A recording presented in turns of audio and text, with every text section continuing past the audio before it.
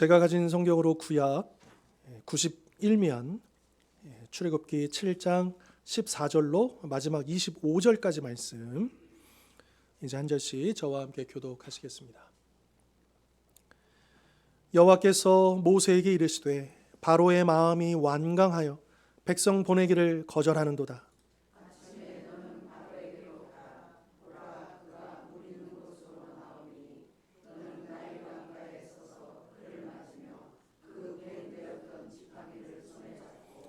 그에게 이르기를 히브리 사람의 하나님 여호와께서 나를 왕에게 보내어 이르시되 내 백성을 보내라.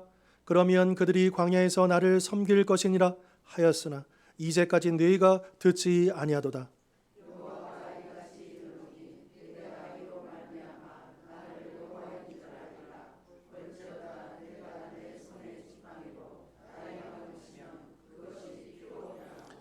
나일강의 고기가 죽고 그 물에서는 악취가 나리니 애굽 사람들이 그 강물 마시기를 싫어하리라 하라. 여호와께서 또 모세에게 이르시되 아론에게 명령하기를 내 지팡이를 잡고 내 팔을 애굽의 물들과 강들과 운하와 목과 모든 호수 위에 내밀하라. 그것들이 피가 되리니 애굽 온 땅과 나무 들과 물 안에 모두 피가 있으리라. 모세와 아론이 여호와께서 명령하신 대로 행하여 바로와 그의 신하의 목전에서 지팡이를 들어 나일강을 치니 그 물이 다 피로 변하고 나일강의 고기가 죽고 그 물에서는 악취가 나니 애굽 사람들이 나일강 물을 마시지 못하며 애굽 온 땅에는 피가 있으나 애굽 요술사들도 자기들의 요술로 그와 같이 행함으로 바로의 마음이 완악하여 그들의 말을 듣지 아니하니 여호와의 말씀과 같더라. 바로가 돌이켜 궁으로 들어가고 그 일에 관심을 가지지도 아니하였고 애굽 사람들은 나일강 물을 마실 수 없으므로 나일강가를 두루 파서 마실 물을 구하였더라. 나일강을 치신 후 이레가 지나니라. 아멘. 자, 지난 본문에서 하나님께서 이 앞으로 출애굽이 어떤 식으로 흘러갈 것인가 큰 그림을 말씀해 주셨습니다. 특별히 7장 3절 4절 한번 보실까요? 하나님이 모세에게 이제 출애굽 시나리오를 이렇게 얘기해 주시죠. 내가 바로의 마음을 완악하게 하고 내 표징과 내 이적을 애굽 땅에 많이 행할 것이나, 여기 말하는 내 표징, 내 이적을 많이 행한다라고 하는 것이 바로 10가지 재앙에 해당될 것이고요. 4절이요. 바로가 너희의 말을 듣지 아니할 터인즉 내가 내 손을 애굽에 뻗쳐 여러 큰 심판을 내리고 내 군대 내 백성 이스라엘 자손을 그 땅에서 인도하여 낼지라. 자, 요것이 이제 이 출애굽의 아주 간단한 시나리오입니다. 자, 그리고 하나님의 말씀대로 어떻게 되었느냐? 7장 13절. 그러나 바로의 마음이 완악하여 그들의 말을 듣지 아니하니 여호와의 말씀과 같더라. 정말 그렇게 이 하나님의 말씀을 전했는데 바로가 하나님의 말씀대로 마음을 완악하게 해서 그 하나님의 명령을 듣지 않았다. 이렇게 이제 지난 본문을 살펴봤습니다. 자, 그렇다고 한다면 이제 하나님께서 예고하신 대로 하나님의 표징과 하나님의 이적을 이제 많이 행하실 차례이지요. 그래서 우리가 보통 이걸 10가지 재앙이라고 이야기하는데요. 자, 우리가 오늘 이 10가지 재앙 가운데 이제 첫 번째 이 재앙을 우리가 볼 텐데 거기에 앞서서 우선 좀 이게 서론으로 이 10가지 재앙에 대한 좀 몇 가지 우리가 꼭 기억할 사실을 우리가 좀 표를 보면서 한번 봤으면 좋겠습니다. 자, 이렇게 보면 이 10가지 재앙이 그냥 아무 의미 없이 그냥 10가지가 아니라는 걸 알 수가 있어요. 여기 보면 일단은 크게 이 10가지 재앙을 두 개로 나눈다면 하나는 1번부터 9번까지 재앙은 하나님이 직접 치시는 게 아니고 자연 재해를 통해 가지고 간접적인 재앙을 내리시는 거고요. 그리고 마지막에 그 장자를 치시는 거는 하나님께서 직접 재앙을 내리시는 요 두 개로 크게 나눠볼 수 있다라고 하는 겁니다. 그리고 이제 이 간접 재앙도요. 요 9가지가 한 사이클 3개씩 3개씩 3개씩 이렇게 묶여 가지고 3번의 사이클에 걸쳐서 이 간접 재앙이 계속 반복되고 있다라는 것을 우리가 알 수가 있는 거죠. 저기 보시면 저는 이제 그 주일학교 교회학교 다닐 때 저 앞글자만 따가지고 외웠거든요. 피계 이파 악 도구 매 흑. 그때는 이제 첫째 해가지고 피기파 도구 매우 쳐. 아직까지도 기억나는데 그렇게 암기해 보셔도 좋을 것 같고요. 물론 저 순서를 몰라도 상관은 없습니다. 다만 저 재앙의 의미가 무엇인지만 우리가 파악하면 되는 것이죠. 자, 그런데 재미있게도요. 그 각각 1그룹, 2그룹, 3그룹 보시면 첫 번째 재앙들 있잖아요. 1번, 4번, 7번. 요거에 공통점이 있어요. 뭐냐? 요 1번, 4번, 7번 각각의 그 그룹의 첫 번째 재앙은요. 아침에 주어진 아침의 경고가 된다는 겁니다. 하루의 그 시작점, 새벽, 첫 시간에 이 재앙이 내릴 거다. 그래서 오늘도 이 재앙도요. 아침에 여러분 그 15절 보실까요? 아침에 너는 바로에게 가라라고. 아침이라고 돼 있죠. 그러니까 아침에 이 재앙이 예고가 되고 실행이 된다라고 하는 걸 알 수 있고요. 그 다음에 또 그 각 그룹의 두 번째 재앙들 있잖아요. 그러니까 2번, 5번, 8번. 요거는 또 어떤 공통점이 있냐면 요 재앙에 대한 경고를 바로가 이 바로의 왕궁 안에 들어가서 선포합니다. 첫 번째 1번, 4번, 7번은 시간상으로 아침에 경고하고요. 그리고 2번, 5번, 8번은 공간상으로 이 애굽 바로의 그 궁 안에서 이것을 선포한다라고 하는 공통점이 있다고 하는 거예요. 자, 시간, 공간. 여러분 이게 우리가 살고 있는 차원이잖아요. 그러니까 이 재앙들이 우리 인간의 이 세상의 모든 시간과 모든 공간 안에 임한다라고 하는 거예요. 그러니까 이 시공간을 벗어나서 우리가 존재할 수 없듯이 하나님의 이 재앙 심판도 피할 수가 있다 없다? 없다라고 하는 걸 우리가 보여주고 있는 거죠. 자, 그리고 이제 각각 그룹의 세 번째 재앙들 있지 않습니까? 3번, 6번, 9번. 요거의 공통점이 또 있는데 이건 뭐냐? 경고가 없어요. 그러니까 1번, 4번, 7번, 2번, 5번, 8번은 미리 예고해요. 앞으로 이런 게 나타날 거야. 예고해요. 그런데 3번, 6번, 9번은요. 예고가 없어요. 바로 예고 없이 심판이 임합니다. 자, 하나님은 심판을 예고하면서 내리시기도 하지만 때로는 어때요? 예고 없이 심판하신다. 여러분 우리가 하나님을 우리의 생각 속에서 가둬놓을 수 없어요. 하나님은 이런 분이지 가둘 수가 없어요. 하나님은 우리에게 통제받지 않으십니다. 우리의 생각대로 움직이시는 분이 아니에요. 그분의 뜻대로, 그분의 방법대로, 그분께서 이제 그 한 그룹을 보면 1번, 2번, 3번 사이클을 보면 예고하시고 그래도 안 들어요? 또 경고 없이 내리시고. 근데 요게 한 사이클인데 또다시 2그룹의 재앙들이 또 그렇게 내리고 3그룹의 재앙들이 또 이렇게 내리고 있다라고 하는 것입니다. 그러니까 이렇게 보니까 이 10가지 재앙은 그냥 어떻게 하다 보니까 이런 재앙들이 내렸구나가 아니고 하나님의 아주 치밀한 계획 속에서 의도를 가지고 지금 재앙을 내리고 계신다라고 하는 것을 우리가 알 수가 있는 거죠. 그리고 성경에서 10이라고 하는 숫자는요, 완성이라는 의미가 있어요. 그러니까 이 10가지 재앙이라고 하는 것은 쉽게 말해서 하나님께서 이 애굽에 내릴 모든 심판을 다 내리셨다라고 하는 그런 의미가 있고요. 그리고 저기에 보면 이제 각각 세 그룹, 또 세 그룹 안에는 각각의 3개씩 3 곱하기 3의 구조가 돼 있잖아요. 숫자 3이 뭐냐? 충만이라는 거예요. 완전이라는 거예요. 그러니까 하나님께서 충분히 충만하게 모든 심판을 다 내리셨는데 그럼에도 불구하고 3 곱하기 3의 심판이 내렸음에도 불구하고 끝까지 듣지 않으니까 마지막 하나님께서 직접, 그 전까지는 간접적으로 하나님께서 계속 경고하시는 거예요. 그러니까 하나님이 우리를 심판하실 능력이 없어서가 아니라 하나님께서 계속 기회를 주시는 거예요. 회개할 수 있는 기회를. 지금 이 경고를 듣고 돌아오기를. 하나님께서 우리 믿지 않는 이 세상을 향해서도 그러하시지만 믿는 당신의 백성들을 인도하실 때도 그러하십니다. 우리가 잘못된 길로 들어서거나 우리가 하나님께 멀어질 때 당장에 하나님께서 치시는 것이 아니라 어떻게 하죠? 간접적으로 상황들을 통해서 현상들을 통해서 하나님께서 계속해서 경고하십니다. 돌아보라고, 돌이키라고.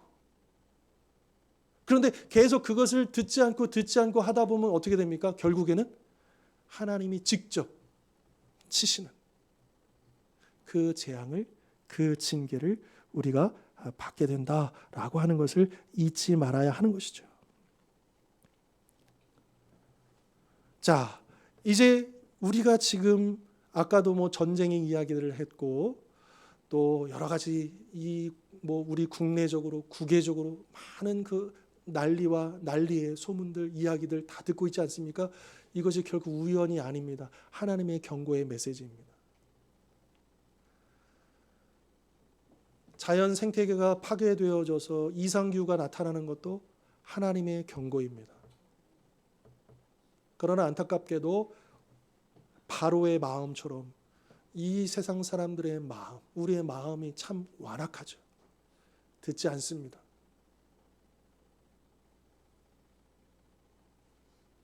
사람의 마음이 참 그런 것 같아요. 알아요. 이러다가 안 된다는 거 알아요. 그런데 놓치고 싶지 않은 거예요.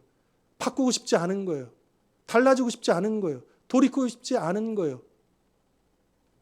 그리고 결국에는 심판에 직면하고 만다라고 하는 것이죠. 그러니까 우리가 앞으로 10가지 재앙을 쭉 계속 살펴볼 텐데 각각의 그 의미들도 있지만 전반적으로 우리가 깨달아야 할 것은, 그리고 왜 하나님께서 이때에 우리에게 이 10가지 재앙을 들려주시느냐, 하나님께서 우리에게 하시고 싶은 말씀이 있다라고 하는 거죠. 우리가 돌이켜야 될 것이 무엇인가? 혹시 하나님께서 계속 지금 끊임없이 나에게 말씀하고 계시는데 외면하고 있지 않은가? 무시하고 있지 않은가? 우리를 돌아보면서 앞으로 이 10가지 재앙들을 함께 살펴보았으면 좋겠습니다. 자, 이제 오늘 첫 번째 재앙, 이 재앙을 한마디로 요약하면 나일강, 그리고 나일강만이 아닙니다. 이 이집트의 애굽에 있는 모든 물들이 다 무엇으로 변합니까? 피로 변하게 된다. 이런 재앙입니다. 자, 이 당시의 출애굽은요, 오늘날의 미국처럼 중국처럼 G1, G2예요. 그러니까 이 당시에는 이 메소포타미아 지역에 있는 강대한 그런 제국들이 또 하나 포진해 있고, 그리고 이제 요 나일강을 중심으로 어마어마한 애굽 제국이 딱 자리를 잡고 있어요. 엄청난. 그런데 이 애굽이 그렇게 강 제국이 될 수 있었던 가장 중요한 그 뭐라 그럴까요? 이유가 됐던 건 뭐냐면 나일강 때문입니다. 나일강. 그 북쪽에 있는 메소포타미아 지역도 마찬가지죠. 거기에도 유프라테스강, 티그리스강, 그 강을 중심으로 어마어마한 문명이 생기고 거기에 힘이 모아지고 제국이 일어난 것처럼 애굽도 마찬가지다라고 하는 거죠. 그러면 나일강이 어떤 곳이냐? 나일강의 길이가요, 전 세계에서 지금도요, 전 세계에서 제일 긴 강입니다. 혹시 미시시피강, 아마존강이 더 긴 거 아니야? 근데 나일강이 제일 깁니다. 나일강이. 그 길이가 제가 찾아보니까 약 6,650km. 근데 감이 안 오시죠? 6,650km. 자, 우리나라 한반도요. 저 함경북도 저 끝에서 저 제주도 한라 거기까지 이 세로 길이가 몇 킬로인지 아십니까? 우리나라 한반도, 북한 너머까지 해가지고 한반도 그 세로 거리가 1,000km입니다. 근데 이 나일강이요, 6,000km가 넘어요. 어마어마한 길이죠. 이 나일강이 그런. 자, 그런데 이 나일강이 이 애굽에게 힘을 주고 풍요를 줄 수 있었던 가장 그 근원이 되는 이유는 뭐냐면 나일강의 풍부한 수량과 흘러넘침, 범람입니다.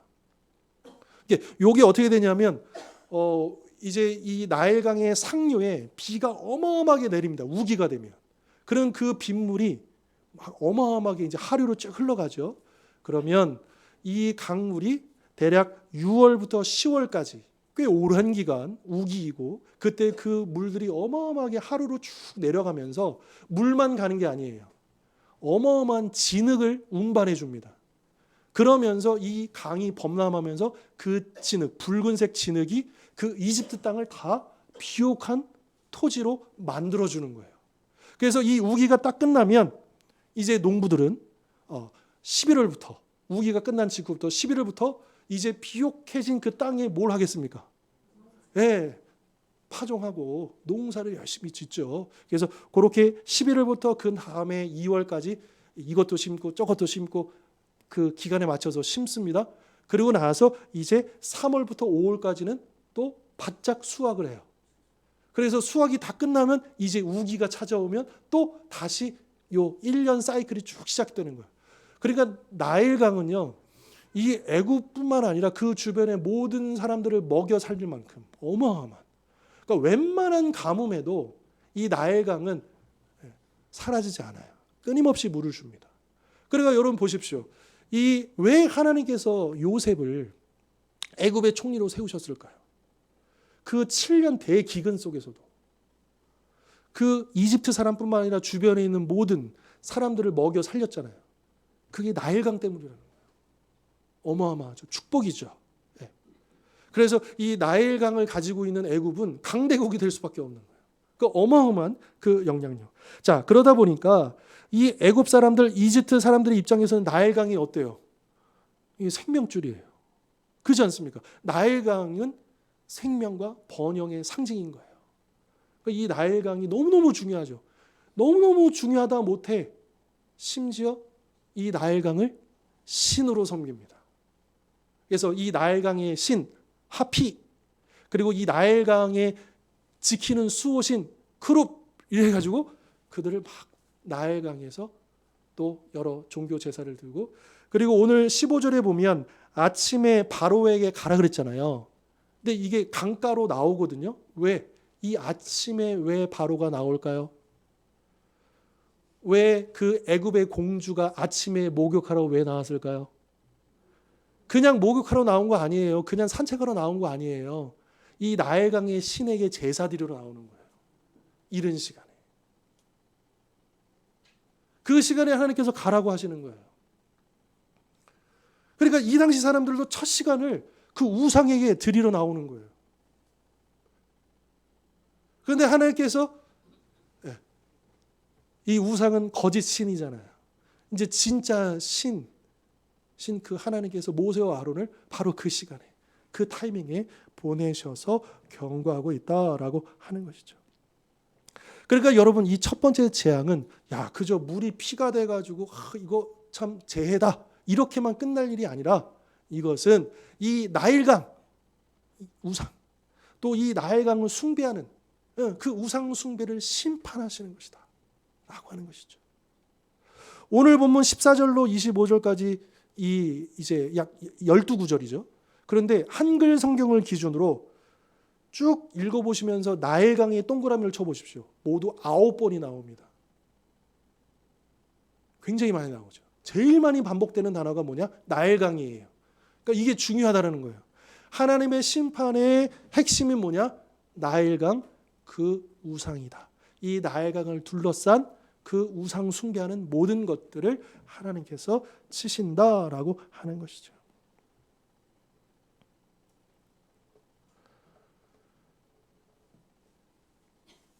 애굽 사람들이 이 나일강을 신으로 섬긴 이유는 분명합니다. 왜냐? 이 나일강이 자신들의 생사화복을 주관한다라고 믿었기 때문에. 그러니까 이 나일강이 있어야 우리가 살고, 만약에 이 범람이 잘 안 되고 막 기후가 바뀌고 뭐가 사이클이 달라지면 1년 농사 끝나는 거잖아요. 그러니까 이게 비도 충분히 와야 되고 물도 충분히 넘쳐 흘러야 되고, 요게 안 되면 큰일 나는 거잖아요. 그러니까 더 간절히 이 나일강을 향해서 자신들의 그 마음을 담아서 그렇게 우상으로 섬겼다라고 하는 것이고요. 그리고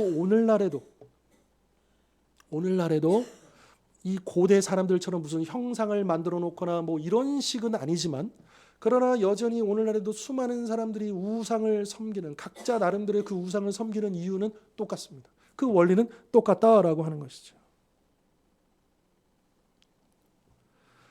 우상을 섬기는 사람들의 마음은 두 가지예요. 이게 모순되면서도 그러나 이해가 되는 두 가지 마음이에요. 하나는 뭐냐? 두려움이에요. 무엇에 대한 두려움이냐? 생사화복하면 이제 죽을 사자하고 그 화 있잖아요. 화를 그 재앙할 때 화. 그러니까 죽음과 화를 두려워하는 마음 때문에 이 우상을 섬기는 거예요. 이 우상을 잘 섬겨야 죽음도 화도 면할 수 있다라고 믿기 때문에. 그러니까 한켠에는 이 두려움 때문에 우상을 못 떠나요. 우상을 그냥 거기에 얽매이는 거예요. 그런데 또 한편에는 어떤 마음이냐? 욕심과 탐욕이에요. 왜요? 생복, 생명과 복. 그래서 내가 이 나일강을 통해 가지고 농사가 잘 돼 가지고 많은 돈을 벌고 풍요롭고 번영, 이거를 바라는 욕심. 그러니까 한편으로는 내가 잘못되면 안 된다라고는 두려움이 작용하고, 또 한편에는 내가 잘 돼야 되는데, 그러니까 목적은 달라 보이지만 어쨌든 이 우상은요, 그렇게 우리의 두려움과 우리의 탐욕을 자극합니다. 이게 사단이 하는 일이다. 한편으로 우리를 위협합니다. 두렵게 합니다. 이거 없으면 못 사는 것처럼. 또 한편에는 이게 있어야 너가 잘 될 거야. 이런 식으로 우리의 마음을 꿰뚫고 있고, 그리고 계속해서 그 마음을 자극하고 있다라고 하는 것이죠. 여러분, 오늘날의 우상이라고 한다면 동서고금을 막론하고 인류의 모든 돈이지 않겠습니까? 돈이 우리의 우상입니다. 여러분, 이상하지 않습니까? 돈을요, 무서워해요. 그런데 또 돈을 좋아해요. 이게 사람이 그래요. 이게 돈 무서운 줄 모른다 이런 말도 있잖아요. 그러니까 돈이 무섭고, 그러나 또 돈이 무서우면서 멀리 해야 되는데 그럴 수 없어요. 돈을 좋아합니다. 왜냐? 이 물질 만능의 이 시대에 돈이 없으면 아무것도 할 수 없다라고 믿기 때문이죠. 또 반대로 돈만 있으면 무엇이든지 할 수 있다라고 믿기 때문입니다. 여러분, 이러한 믿음이 우상을 향한 마음이라. 아예 목사님, 현실적으로 그렇잖아요. 돈이 없으면 무슨 일을 해요? 어떻게 살아요? 또 돈만 있으면 얼마든지 다 할 수 있죠. 여러분, 이 믿음이 얼마나 대단한지, 이 세상 사람들은 물론이거니와 우상을 섬기지 않는 하나님을 믿는 우리 백성들에게도 어마어마한 영향을 끼치고 있다라고 하는 거예요. 이 세상은 끊임없이 돈의 숫자로 그 사람을 평가합니다. 심지어 교회도 돈으로 평가합니다.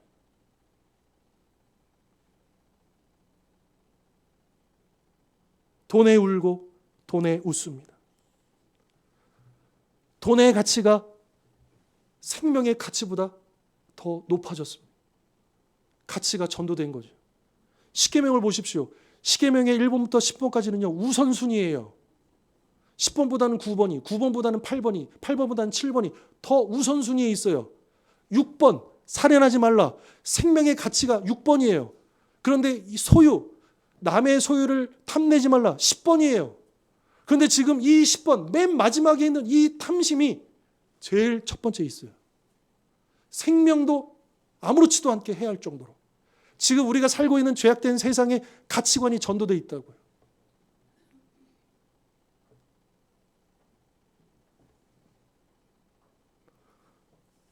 우리 성도님들은 어떠하십니까?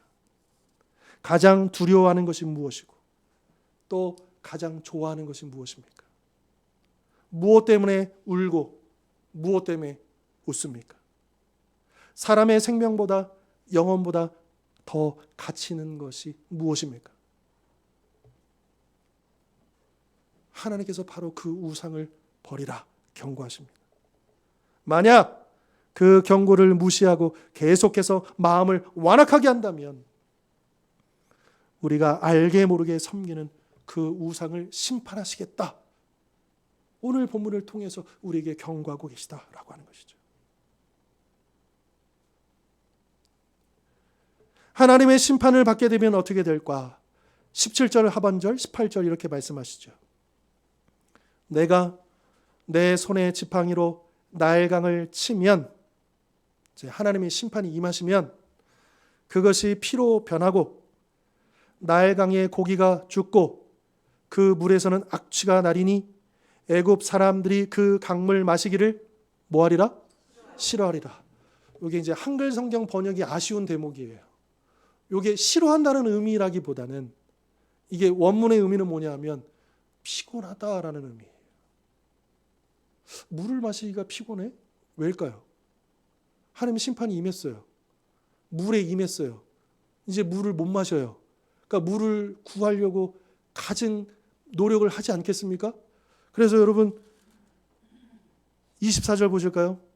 물이 마실 수 없게 되니까 어떻게 돼요? 24절 읽겠습니다. 시작.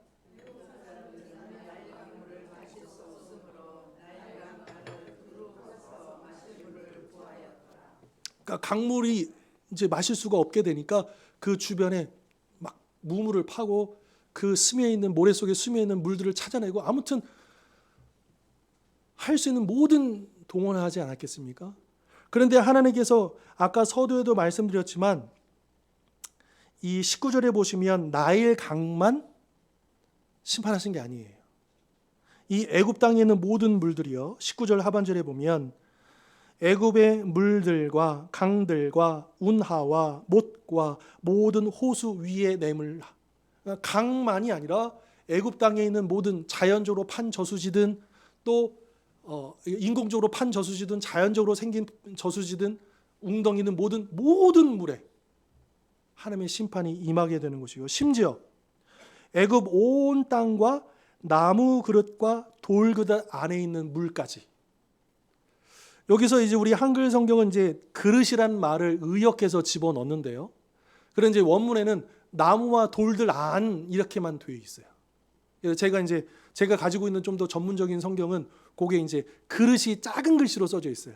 요거는 원문에 없다는 의미로 이렇게 그런 성경들이 있습니다.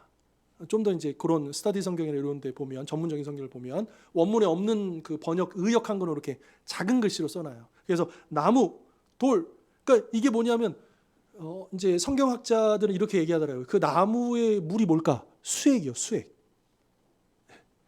수액까지도 피로 변했다라고 하는 거예요.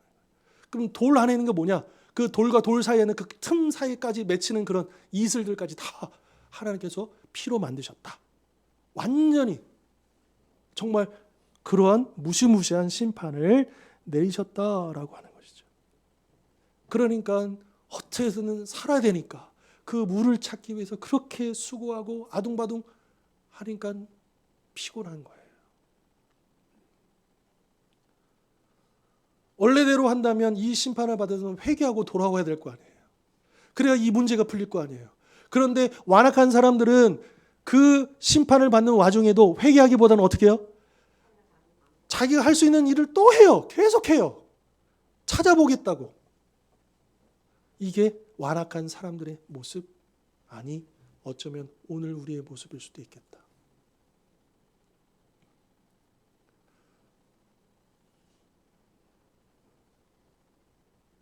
우리가 알게 모르게 물질에 대해서 참 약한 면이 있습니다.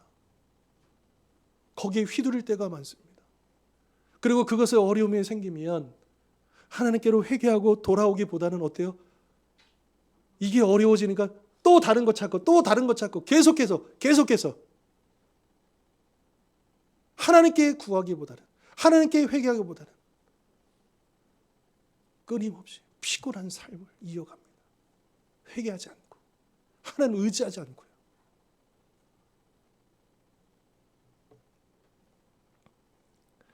자, 이런 놀라운 표징과 이적을 보았음에도 불구하고 자, 22절 보실까요? 애굽의 요술사들이 똑같이 행합니다. 물을 피로 바꿔요. 자, 이런 질문이 생길 수 있죠. 이미 하나님께서 물을 다 피로 바꾸셨는데 그 물이 또 어디서 나지? 아마도 그 하나님께서는 이게 심판으로 끝내신 게 아니었잖아요. 그러므로 하나님은 긍휼의 하나님이시라. 피곤하지만 그래도 다음은 조금은 물이 나왔겠죠. 그 겨우 구한 물을 가지고 피로 바꿨을 거예요. 요술을 부려가지고. 그걸 보자 바로의 마음이 완악해집니다. 그래서 듣지 않습니다. 그리고 23절에 바로가 돌이켜 궁으로 들어갔다. 하나님의 경고를 무시하고 자기의 궁으로 아무렇지도 않게 들어갔다. 그렇죠. 바로는요, 자기가 땅을 파겠습니까? 갖다 주는 거죠. 어려워도 자기한테는 상관이 없어요. 바로에게는 별 관심이 없어요. 그래서 바로가 그 일에 관심을 가지지도 아니하였고, 이 백성들이 이렇게 힘들고 어려워졌음에도 불구하고, 온 나라가 이렇게 지금 죽게 되었음에도 불구하고 이 나라를 책임질 지도자는 아무런 관심이 없어요. 자기 해당 사항이 아니에요. 오로지 자기의 자리를 지키고 자기의 권력에만 관심이 있지, 자기가 다스리는 이 백성들에 대한 그런 관심은 전혀 없었다. 여러분, 이 당시에 애굽 백성들은요, 이 바로를요, 파라, 라 할 때 라가요, 이 태양신이라는 뜻이에요. 태양신의 화신, 신으로 먹어요. 그렇게 이 애굽 백성들은 바로를 신으로 떠받들었지만 거짓 신이었던 그는 자기밖에 몰랐다라고.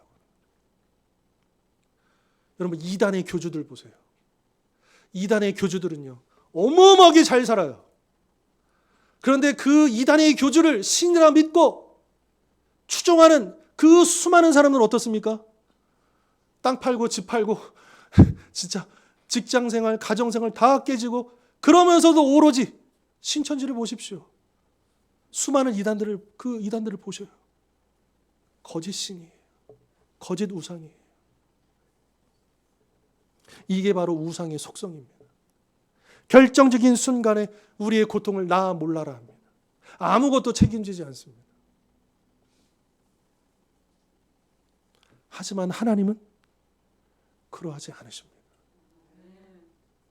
여러분, 사실 왜 첫 번째 나일강을 치셨을까? 그 이유가 뭘까? 곰곰이 생각해 본다면, 우선은 이 재앙이 오기 전에 이스라엘 백성들이 중노동, 강제 노역을 당했잖아요. 그리고 그 고통 가운데 부르짖었잖아요. 하나님께서 이스라엘 백성들의 그 고통에 응답하신 거예요.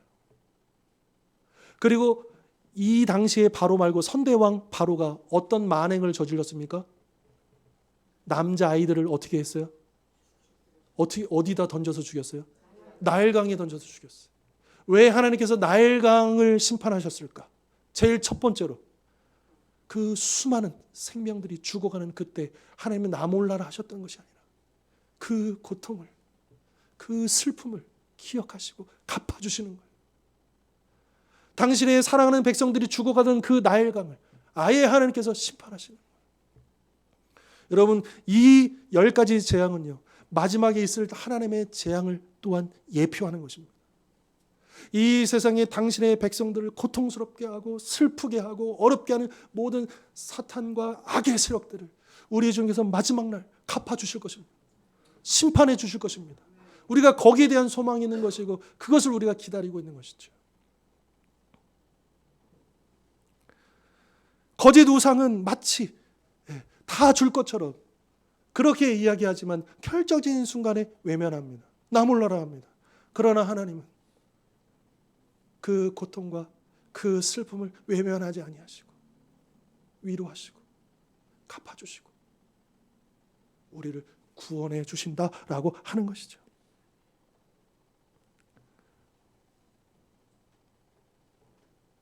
사탄은 우상을 내세워 우리의 두려움과 탐욕을 자극하며 정작 중요할 때, 피곤할 때 우리를 외면하지만 하나님께서는 우리의 고통과 슬픔을 잊지 않으시고 그것을 대신 갚아주심으로 우리를 위로하십니다. 그리고 그 두려움을, 그 우상을 두려워하는 그 두려움을 이겨낼 담대함을 주시고 또 그 우상을 향한 탐욕을 물리칠 참된 만족을 우리 주님 허락하신다라고 하는 것이죠. 그러므로 끊임없이 나를 향해, 우리를 향해 경고하시는 하나님의 말씀에 귀를 기울이므로 거짓 우상에 속아 넘어가지 말고 하나님 외에 그 어떤 우상도 섬기지 마시길 바랍니다. 그래서 오직 하나님 안에서 담대함과 만족함을 얻어 이 세상 두려움을 이겨내고 달콤한 사탄의 유혹을 물리치며 승리하며 나아가는 우리 모든 성도님들 되실 수 있기를 주님의 이름으로 축원합니다. 기도하겠습니다.